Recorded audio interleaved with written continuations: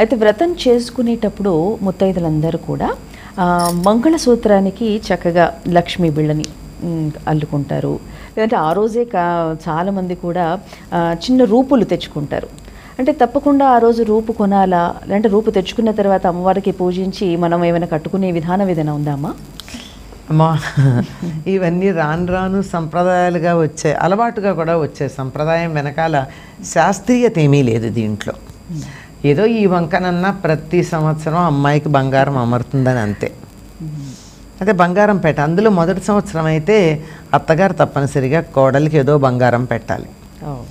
అందుకని బంగారం ఎక్కువ కొనగలిగిన స్తోమత లేదనుకోండి, చిన్నదిగా ఒక రూపులాగా తెచ్చి తర్వాత వాటిని పెంచుకోవడం జరుగుతూ ఉంటుంది. అంతేగాని తప్పనిసరిగా పెట్టాలని ఏం లేదు. పెడితే వచ్చే పెద్ద లాభం కానీ లేకపోతే వచ్చే నష్టం కానీ పెద్దగా లేదని నాకు తెలిసినంతలో నాకు అనిపించింది.